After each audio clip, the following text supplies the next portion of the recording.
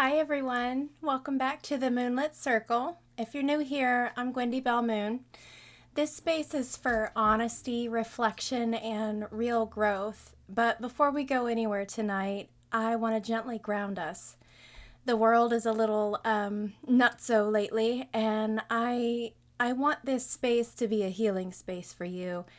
But it's also not a substitute for professional support. So, with everything going so wacko, I want to relay to you all that I'm not a mental health professional. I'm a storyteller sharing my lived experience.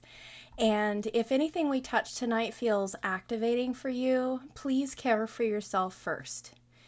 Over the next several weeks, I want to take some real time to walk through my 2026 intentions with you. Every intention on my list was really chosen very carefully, and nothing was there by accident. And so I think that those are worth diving into. This year represents something very rare for me. It's an opportunity to really reinvest into myself and my loved ones and my home. And, not because something is broken, but because something is ready, and because I now have the freedom to really give it the attention that I've always dreamed of. But more than that, I think we as individuals need to pick up the torch and start shining a light on the atrocious behaviors we're seeing in the world nowadays. We need to come together and find some semblance of peace to bring into our everyday lives. And I want to share with you how I do that and how I keep my eye on the prize, through all of the stress and the news and the goings on that are very, very stressful for just your average person to have to watch. So tonight, we begin with the intention. This was my second resolution. We begin with the intention that really holds everything else together. I finish what I begin. So that's, it's not a productivity goal. It's not a hustle. It's not pressure, but it's a promise to myself that I will finish what I begin. And this year, specifically, I'm completing my book without waiting to feel ready or inspired or certain. Because, as a perfectionist, that's never going to happen. I'm no longer confusing emotional readiness with worthiness. Completion is an act of self-trust. You just have to jump in and know that you've done everything that you can. Not perfection, but that you've put all of your heart and soul into something. And if that sentence lands in your body somewhere, just notice it and let's talk about why. So let's do some healing. By the light of the silvery moon, I want to tell my honey I'll love you. Okay, so I want to start by saying something that needs to be said out loud more often. Unfinished drafts are not a sign of failure. They are evidence of courage and effort. Buddy, hang on, I have to open a cat door. Had to let one out and one in. That's how it goes. It's the cat redistribution system in our house. So where was I? Start with the writing journey. I want to start by saying something that I really think people need to say out loud to themselves a little more often. And that's that, the unfinished draft of your life is not a sign of failure. There's evidence of courage and effort anytime you take one step forward. You don't have to reach your destination, to complete something, to come to the finish line. You put everything that you have into it, and there you go, you're there. You don't need to start writing unless something mattered enough to really disturb you. And when you feel that pull, that something pulling at you, just ready to come out of you, something is being asked to be expressed. And most people never even begin. They just don't listen to that starting gun go off. And they feel that pull unmistakably, but never write the first line. So if you have folders full of half-written chapters and abandoned outlines or notes that stop mid-sentence, you know who you are. I want you to hear this clearly. You did not fail. You showed up. That's your heart poured out onto those pages.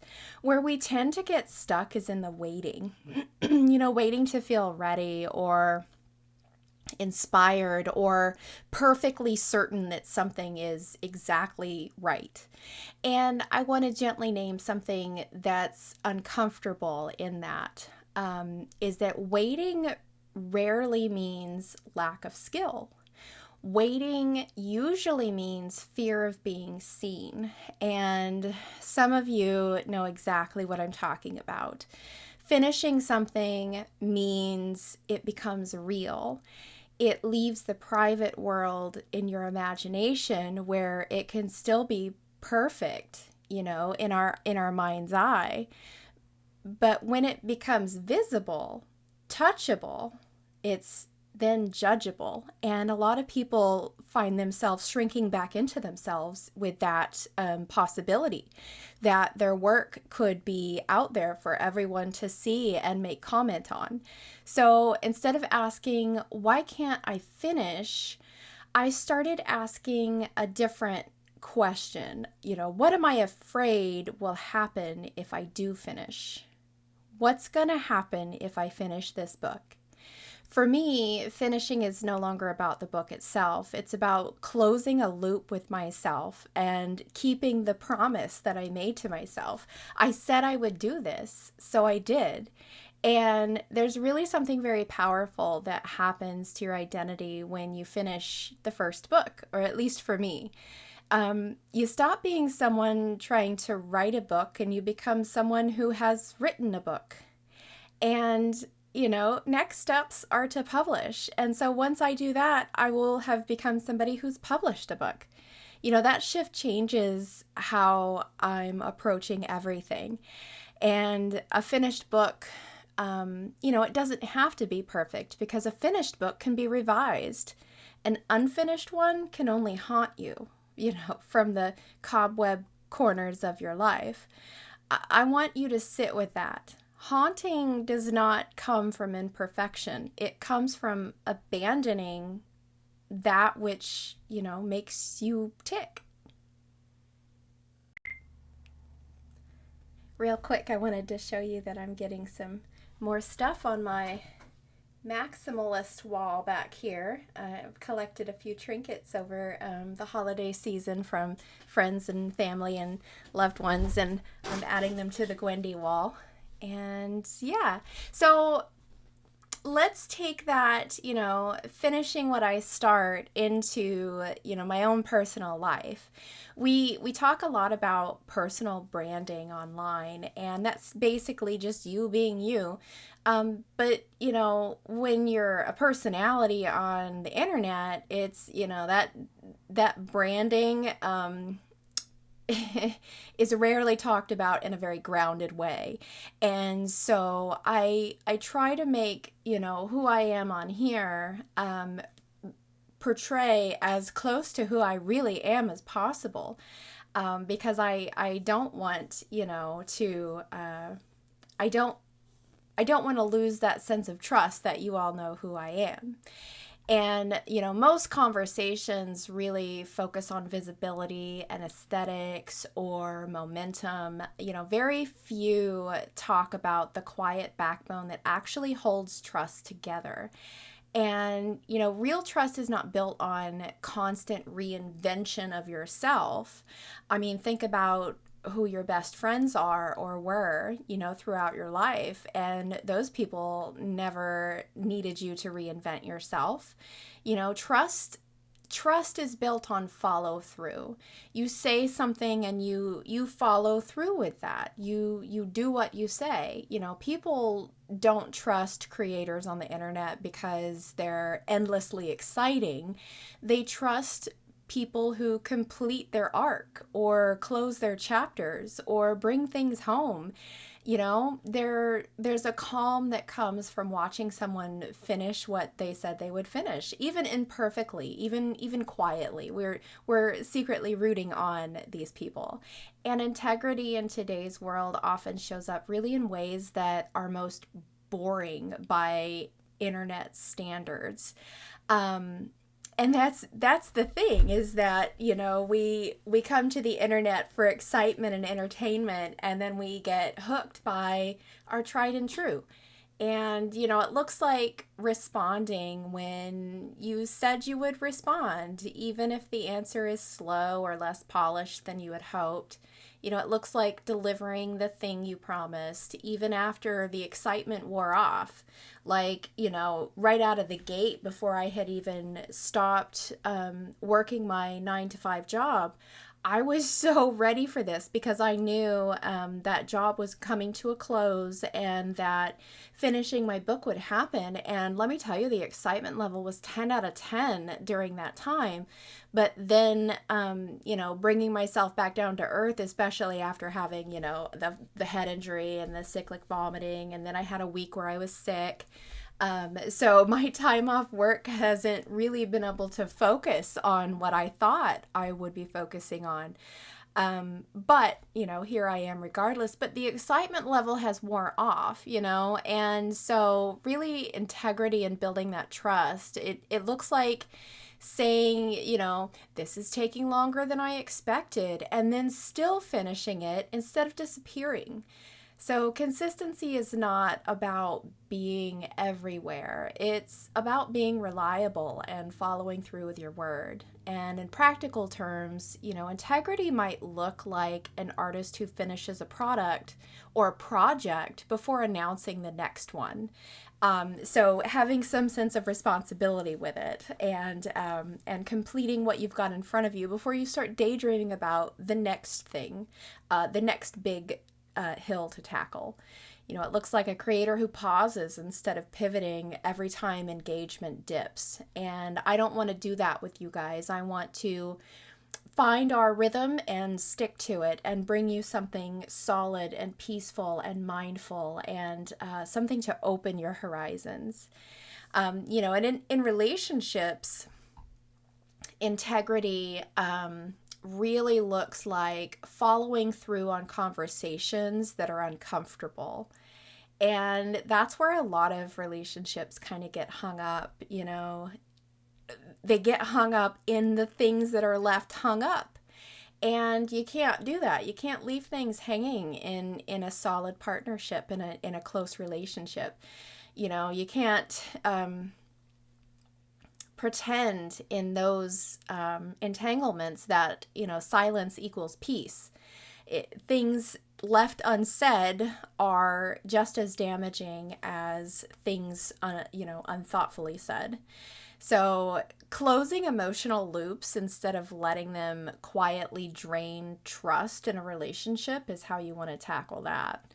You know, and in family life, it really kind of looks like honoring routines that you committed to, showing up when you said you would, keeping promises small enough that you can actually keep them. Don't promise somebody the moon and not deliver. Make sure that when you're agreeing to things, or that when you're coming up with plans or ideas, that you're willing to follow through. Don't drop people like that. You know, make sure that you are a person of your word. And you can even bring this into the working world. And you know, integrity there would look like meeting deadlines or renegotiating them honestly instead of avoiding them. Or it might look like finishing the task before adding another one to the to-do list. Or it might look like letting your work speak louder than your announcements. You know, letting your finished product do the talking for you. Oops. So back to the life brand. The life brand is not what you announce, it's what you actually complete. So, essentially just be credible. Be a credible human being. This applies to whether you're an artist or a parent or a partner or simply a human being trying to live with integrity in a very noisy world. People feel safer around those whose words and actions line up. Not because they are perfect, but because they're predictable in the best ways. And when you finish things, you create credibility, and credibility creates peace. Peace in your nervous system and in your relationships. No peace within yourself, because when you know you can trust yourself through follow through, you stop needing to prove who you are. You simply live it.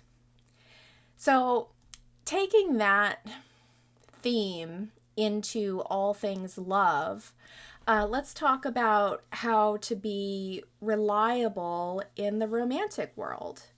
Not the cinematic kind of love, or the over the top love bombing that we see in the rom-coms, but the lived kind, the kind that shows up in kitchens and calendars and text threads and tired evenings.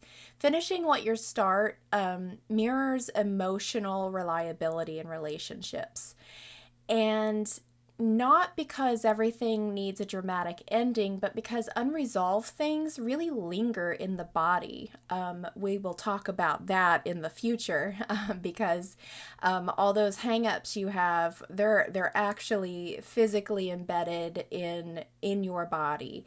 And there's a way to break free from that, but we'll talk about that another day. Unresolved things could be like unfinished conversations or half-kept secrets or half-kept promises or unresolved cycles. These things quietly erode trust over time. And in real life, reliability often looks very small. It doesn't have to be big and grand. It looks like returning to a conversation you paused because emotions were high, instead of pretending it resolved itself out of a couple of hours of silence. It looks like saying, I'm not ready to talk about this yet, but I will come back to it, and then actually coming back. It looks like following through on plans you made when you felt more energetic. Guilty of that. Even if the moment now feels less exciting and like, you could not possibly bear the thought of actually following through with those plans, but you made a promise, and so you're going to do it. And so in romantic relationships, reliability might look like, keeping your word about shared responsibilities. Because, once again, life gets in the way and it can't all be courtship. Real life settles into a relationship rather quickly, not letting one person carry the emotional or logistic load alone. That's a big one. That seems to be what a lot of women are stepping away from relationships for. That's their rationale these days, is that they feel like they are in an equal partnership, but for one reason or another they have equal parts of some stuff, but then they're like the full-blown caretaker in other areas. Like perhaps both of you work a job and maybe only one of you is silently designated to figure out what's for dinner every single night. Or maybe one of you has to make sure that the bills get paid and that the other one doesn't spend more than what you have to be able to pay the bills before the bills can get paid. So there's a lot of that, and that's a lot of why females, these days are kind of leaving relationships, is that they feel like they are the singular person who is carrying the emotional and logistic load of the household alone. And, but there's other ways that reliability might look like in a shared, responsibility setting in a romantic relationship. And that's, something you should focus on is closing loops around conflict instead of letting resentment quietly accumulate. If you heard a huff or a sigh from across the room, and you know deep down it's because your partner saw your dirty socks on the floor next to the hamper, if they don't say anything, that's still a problem.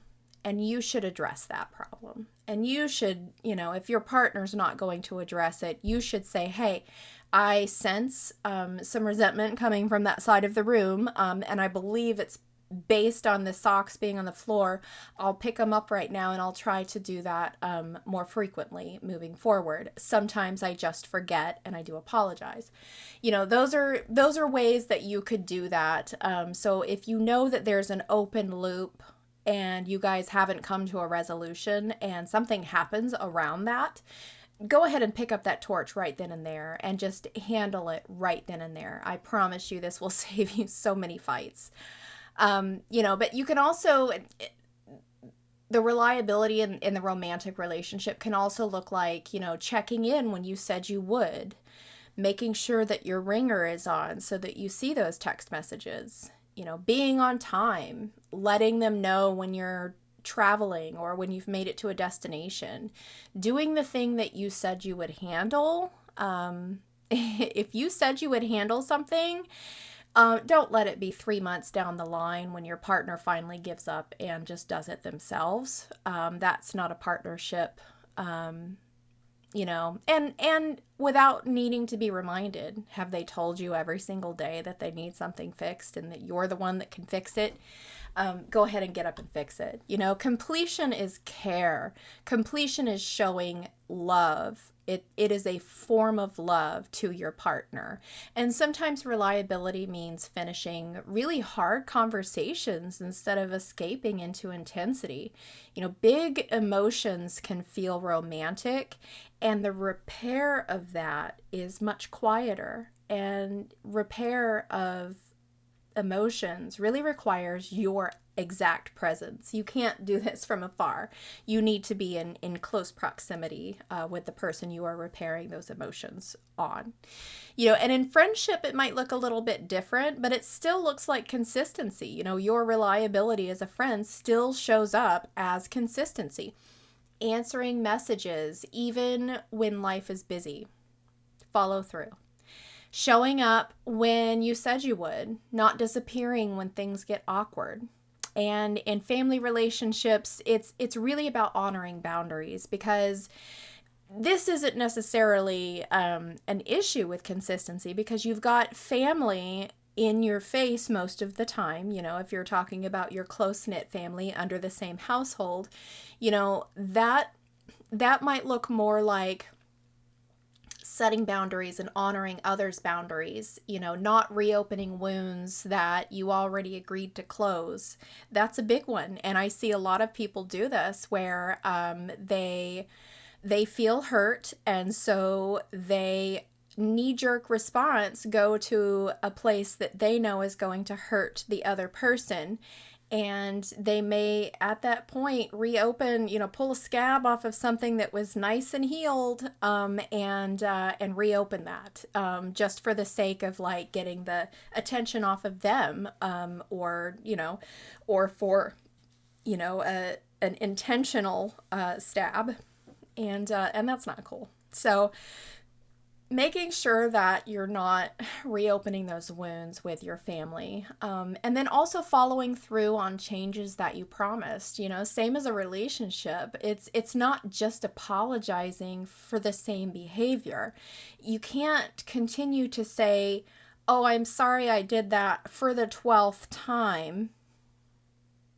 You have to stop doing it. That's the thing, is that when you've established that this action hurt and will no longer be tolerated, you can't then continue to do it and then just go, oh, I'm sorry every single time. That is not showing up for your family or your relationships. Every time you keep a promise to yourself, you create emotional safety inside your own body. And you can actually teach yourself that your needs matter And that's an amazing, form of self-love right there. But the same thing happens with people in your circle, that if you're keeping promises to them and you are in effect creating emotional safety with that person and they feel like they can trust you.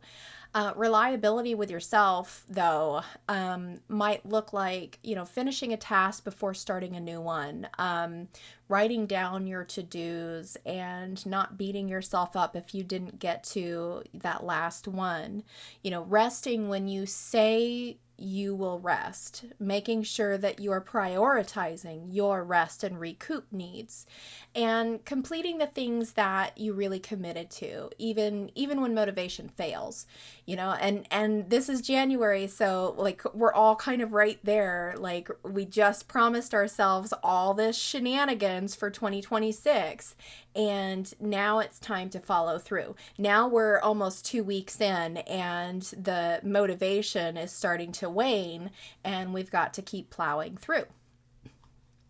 So, love is really not intensity. That's not where the heart of love is at.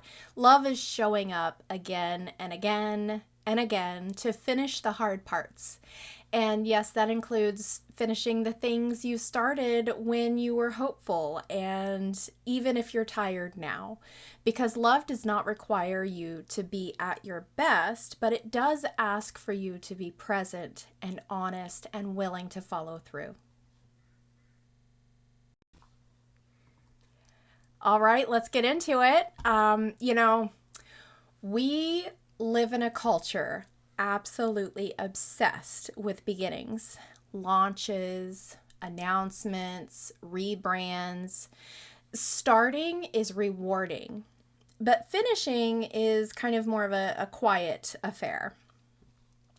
And one of the clearest real world examples of what happens when starting energy outpaces finishing integrity is what happened when Disney acquired Star Wars. I have some opinions. Disney didn't just buy a franchise, they inherited a culture. Star Wars came with one of the most loyal, multi-generational fan bases in modern history. Decades of myth, archetypes, tone, moral structure. Decades. It was a universe with rules, not just aesthetic ones, but philosophical ones. That fan base wasn't asking for reinvention. They were asking for stewardship. They wanted someone responsible to take over Star Wars, and they thought they had that with Disney. But what Disney did instead was start loudly without finishing the thinking. They launched a sequel trilogy with enormous fanfare, but no complete story arc. No clear beginning, middle, end, different directors with different visions, themes introduced then abandoned, characters set up then discarded, narratives promised but then reversed. It was weird. It was a weird time. I think we're still kind of reeling from it. Rather than deeply understanding the audience they inherited, Disney tried to pivot the franchise toward broader social trends. They realized, okay, we messed up with these three. Let's see what we can do moving forward. And so they thought they would buy into, the new social trends that were happening, assuming that signaling alignment with contemporary norms would automatically translate into cultural buy-in.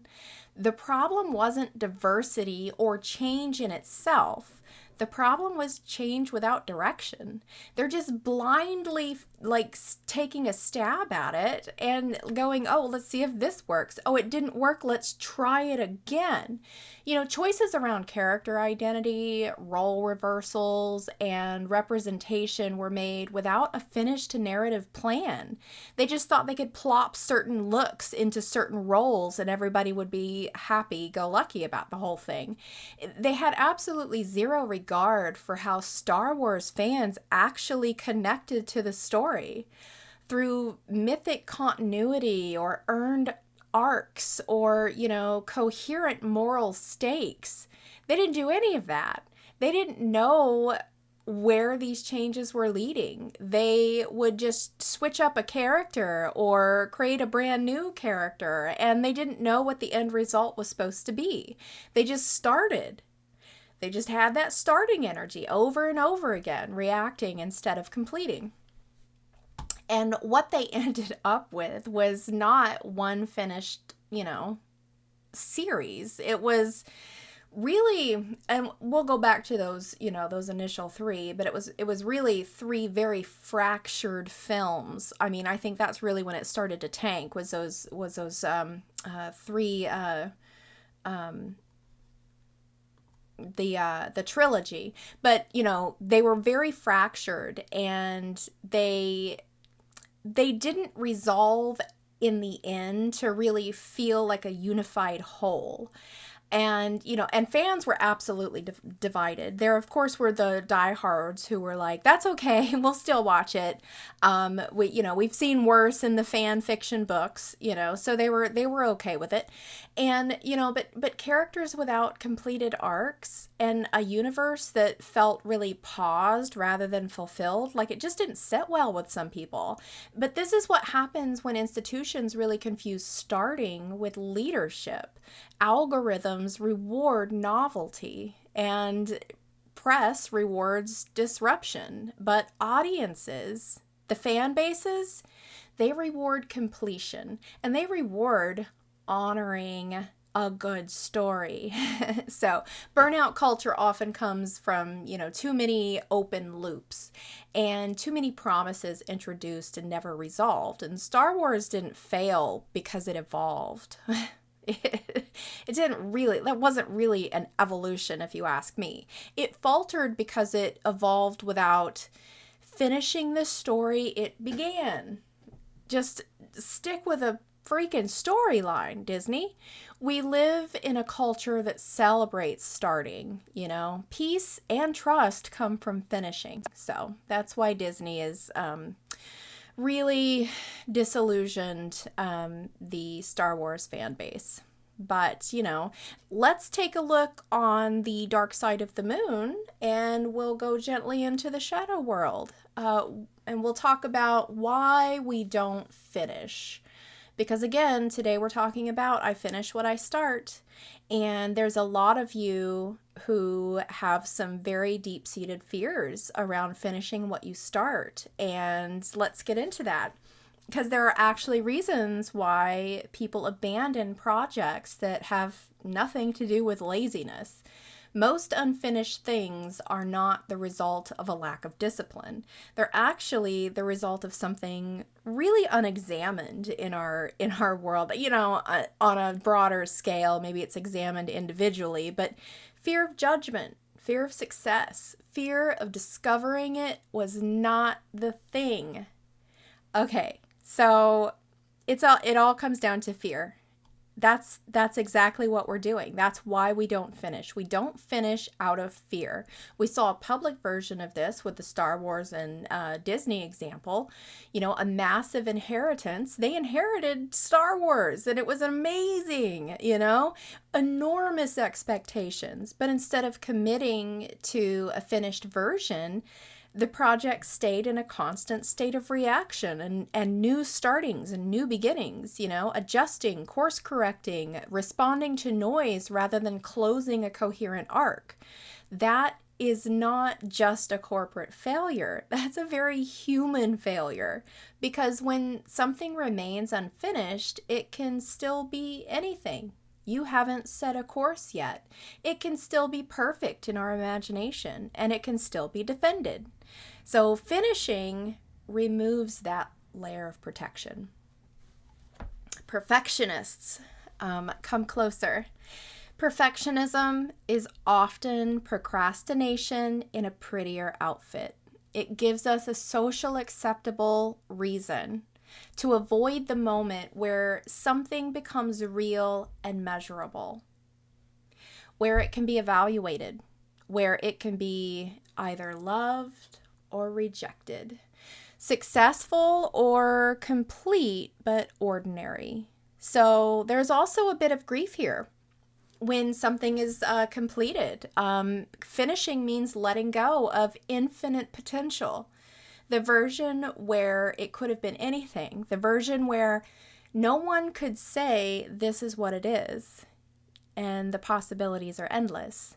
Not finishing keeps the fantasy alive, and finishing tells the truth. And the truth is not always what we imagined. For some people, chronic difficulty finishing things is really, honestly, a sign worth paying attention to. Not with shame, but with curiosity. If you're one of these people, take a look, turn that magnifying glass on yourself and see what's up. It can point to really an underlying fear of success, because success brings visibility and responsibility and expectations and the loss of anonymity. And this is why some people actually fear climbing the corporate ladder for this very reason, because then all of a sudden you're not a cog in the wheel. You are steering the wheel, and that is a scary thought for some people. But a simple way really to recognize fear of success, if you're not sure, is that me? Is that what I'm doing? Is this pattern. You start strong, you feel energized early, but as completion approaches, anxiety increases. You might get snappy, you suddenly find reasons to pivot or pause or start something new. All of a sudden, you're interested in doing this thing over here that you've had piled in a corner for 2 years. And that looks very interesting to you right now because you're trying to avoid finishing what you've got in front of you. So to combat this, shadow work is not about digging up trauma for its own sake. It's about asking honest questions. So if you feel like you might be fearful of your own success, here are some questions that you can ask yourself. What would actually change if I finish this? Who would I become if this were real? What expectation would I have to carry? What expectation would others have of me? What would I no longer be able to hide behind? Finishing does not require you to love the outcome. You don't have to be, 1,000% invested in the outcome, but it does require you to respect reality. And reality is where growth happens. So I would like to take you all through a little teaching journey because completion is a nervous system skill. So let's talk about completion, not as a personality trait, but as a skill for your nervous system. Most people think they struggle to finish because they lack discipline. And that was me for decades. I thought the reason I can't finish is because I lack discipline. I now know that I actually have ADHD and am not medicated for it. So whatever progress I've made in that arena has been, of my own making. Because when I was younger, girls were not really looked at to see if they had ADHD because the symptoms were quite different. But in reality, many people struggle to really finish because their nervous system associates completion with threat. And there's nothing that, your level of discipline can or cannot do for that. You're actually feeling threatened by completing a task or completing a project. And your nervous system goes, whoa, whoa, whoa, whoa, whoa. You need to stop what you're doing. We need to reverse course. This is not what we want. This is not the thing. Because it means you're being exposed, you're being evaluated. This is finality in solid form. This is responsibility. And a lot of people, as soon as they see that coming over the horizon, they freeze. They're like, no. I want to be as far away from that as possible. We saw this play out at scale in the Star Wars example, but instead of committing to a finished arc, the system stayed reactive and continued to restart constant revisions and course corrections, and they had really a reluctance to land the plane on a particular story arc, and that wasn't creativity. That was throwing all the spaghetti against the wall to see what would stick. It was very dysregulating, and it was masquerading as flexibility. It was like, oh, we're gonna take all these different parts and kind of figure out what direction we want to go after that, after we throw everything against the wall. And so the same thing happens in our personal lives. When the nervous system doesn't really feel safe, it keeps options open. It prefers infinite potential to finite reality, and it does so to keep you safe. It actually favors starting over, finishing, because starting feels hopeful. Starting something feels good, when finishing feels vulnerable and not very satisfying in most cases.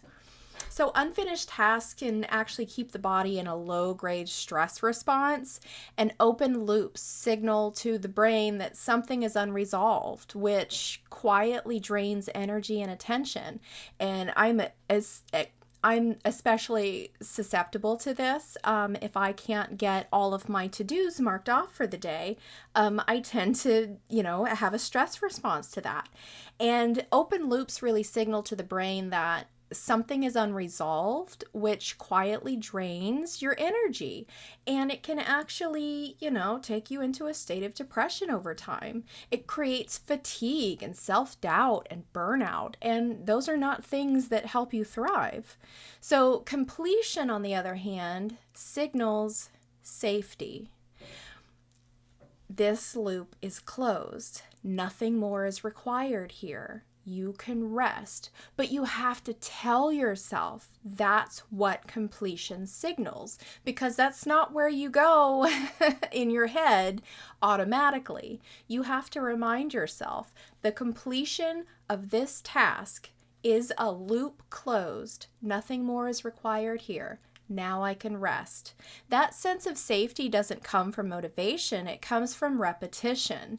So the practice is not pushing harder. The practice is training trust. And, here's what that would look like in real terms. First, define done before you start. You need to define what does finished look like. Not perfectly, not ideally, but clearly, your elevator pitch. When the finish line keeps moving, the nervous system never relaxes. So before you even start, you need to say, I'm starting this, and this is what it will look like when I'm finished, to get yourself prepared for the finish line. Second, break projects into finishable units. Your elevator pitch is the end piece. That's the product. And you need to say, okay, I'm giving myself this amount of time, and on this month I'll do this, and on this month I'll do this, and on this month I'll do this. Break it down however you want to, but it needs to be broken down into, pieces, segments that are achievable and attainable, and things that you're like, oh, that's easy. I could totally do that.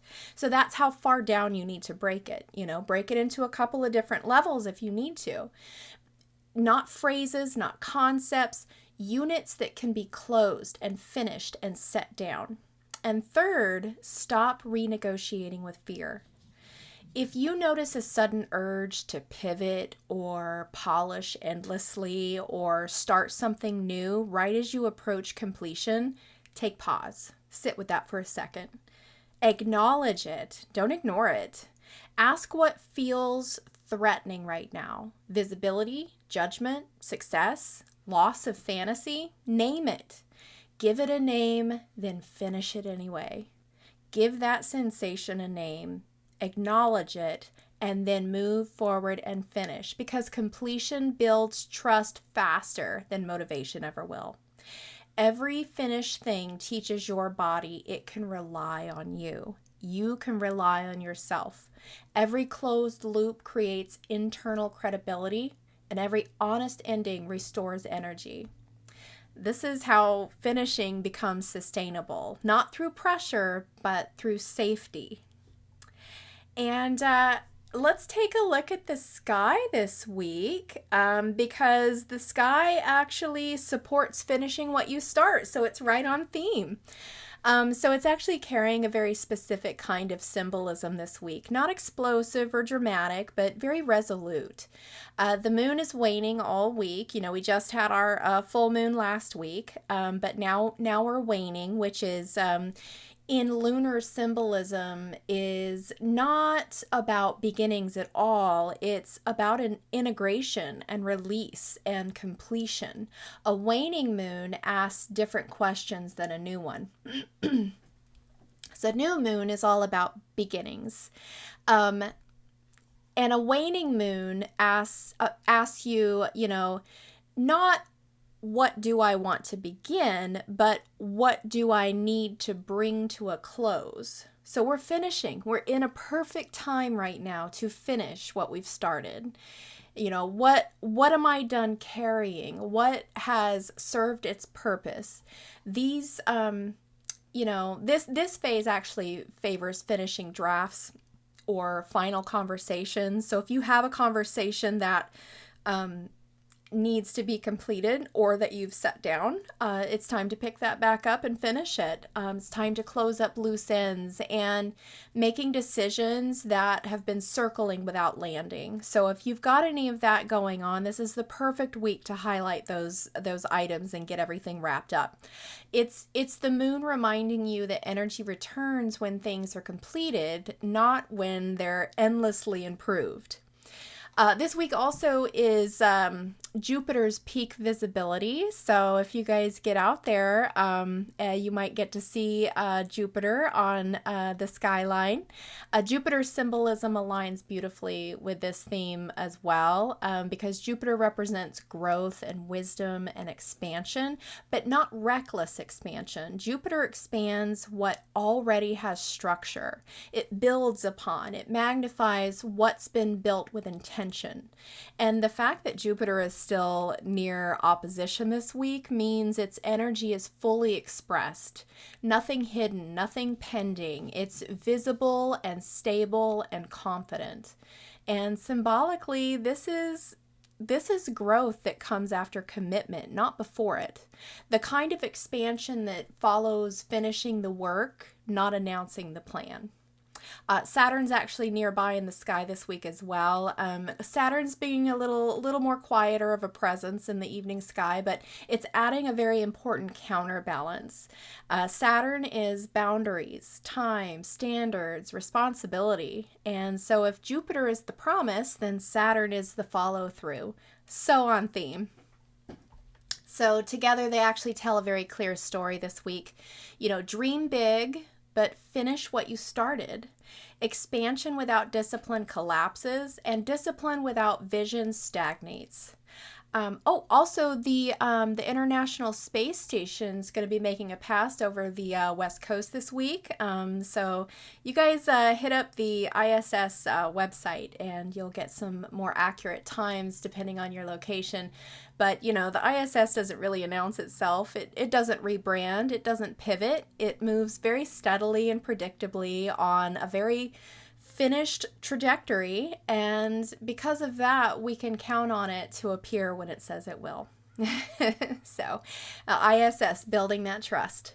Symbolically, the ISS actually does embody, the lesson this week is that it's, consistency creates trust, and its completion creates peace. And its quiet motion really outperforms loud beginnings. So this week's sky isn't asking you to dream bigger, it's asking you to land what you already began. So as we close tonight, Moonlit Circle, I want to invite you into a reflection.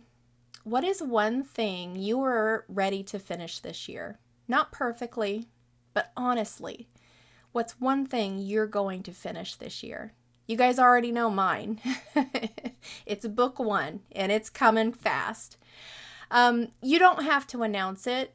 You just have to complete it. And that's going to feel good, I promise. Thank you for being here with me on this Monday Moonlit Circle connection. Keep dreaming, everyone. keep wandering, and keep finishing what you begin. By the light